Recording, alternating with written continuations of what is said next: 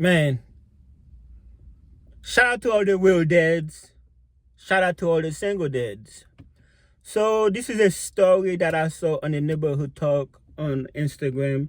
It's a father who got arrested because he left his three kids in McDonald's while he went to do a job interview. And the sad thing about it is, first thing first, shout out to him and free him. Uh, the sad thing is that it's like one of those situations, the poor get poorer. It's like a snowball effect. This man need money. He's trying to get a job.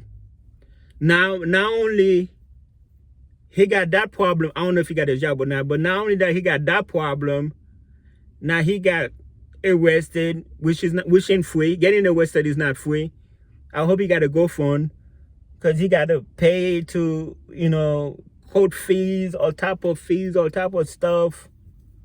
And now he got DCS all up in his business. They probably took their kids away from him. Now he got to fight for the kids, or they probably, he got more problem to begin with.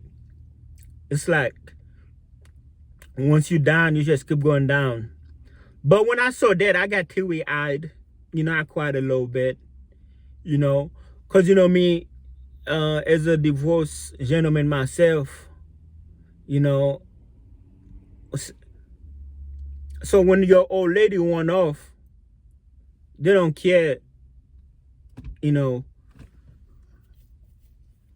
it's like you're on your own, and that's fine. I'm on my own with the kids. If anything, I would love to have full custody, but so my schedule is, see, I work at UPS early in the morning, and having the kids with me, I had to get my mom over there to watch the kids while I go to work. And my mom got her own things going on, because it happened so fast. Then I started looking for somebody to basically a sitter, but I ain't got money for sitter, so I was like, man, let me work something out where, what, there's 3 bedroom here. Is I got my bedroom, the kids got their own bedroom. Although they really claiming my bedroom, since I'm single, they in my bedroom most of the time playing games and stuff.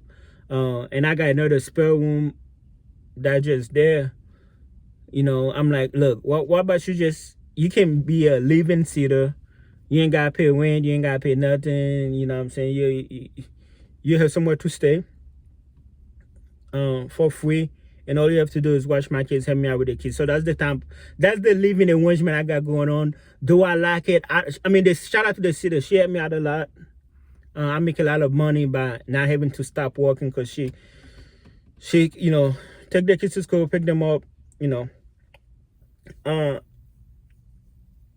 don't really like it, because I like my privacy. I like to even the kids, I like to just walk around the house, on my underwear, walking around the house, with no shirt on. But because, I have her in the house, I can't really do that. That's really the only thing. But she's cool. She's really helping me out. And shout out to my dad. My dad, something similar, like, when I came to America when I was 9 years old in 1997, it was just me and my dad. And I ain't gonna lie, I remember during the day, because, he used to work in the warehouse. He was a supervisor in the warehouse. So every week or every other week, he would have different shifts where he work in the morning, where he work at nights, blah, blah, blah. He didn't leave me at home at nights, but during the days, he would leave me at home. He'd be like, don't go outside, don't go outside. I was like 9, 10 years old, just me. And then he would call me from his work. I would see the number in the caller ID. That's the only time I would pick up the phone. But me, I was in a bad key, but I used to go outside. And I keep losing the key. I keep locking myself out. I keep having to get the maintenance guy to let me back in the apartments. I used to take my little bicycle outside. I keep getting flat tire. But I remember staying at his friend's house, staying at our neighbor house, like my daily, like he was working, and then he was always like trying to get somebody to watch me, especially at nights. At nights, I used to go to my friend's house, or maybe one of his mistress house, or just whatever. Like, it's just the struggles of being a single dad. And like I said, it's like once you're down, it's like a snowball effect where you just get worse and worse. But yeah, man, shout out to that guy, man. I hope he get that job even better. I hope he get a better job or whatever. I don't know what type of job he was going for, but everybody in the comment really was like, "Yo, man, foot that guy. That guy just trying to take care of his kids." But you know, and we also live in a different time. You know, we live in a different time, and it's more dangerous now to leave kids alone. You know, a lot of us, you know, we we grew up with our older sibling being our parent. Like basically, my sister, especially in Haiti, my sister was only 1 year older than me, but she was basically my mom in a way because she, well, we love my life. She always look out for me. You know, especially when she came to America, my mom was still in Haiti for like 10 years. My sister kind of like played my mom more in a way where she was just looking out for me. So it's like your older sibling was the babysitter. And they could have been older than you by a day, by a minute. But nowadays it's different because like you got a lot of kids going missing. You got a lot of, you know, it's really, especially with the internet, it's really like it's really big. I think it's worse now than it was back in the day. I mean, you always had kids going missing, blah blah blah. But nowadays, I just think, you know, it's just worse. So you can't really move like you used to move. And not only that, back in the day, they used to have something called community. There's no more community. What I mean by that is like my neighbor where I'm staying at for now. I've been staying there for about 6, 7 years. And I don't really know nothing about my neighbor. We don't talk to each other except, you know, I'm cutting grass. They be like, "Your neighbor, can you cut my grass?"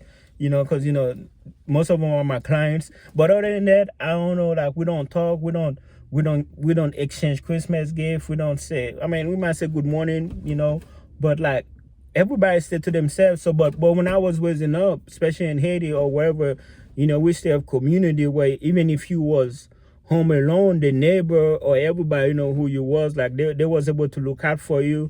Like, you know, they used to be able to, hey, you know, look out for each other, like, you know, because everybody was poor.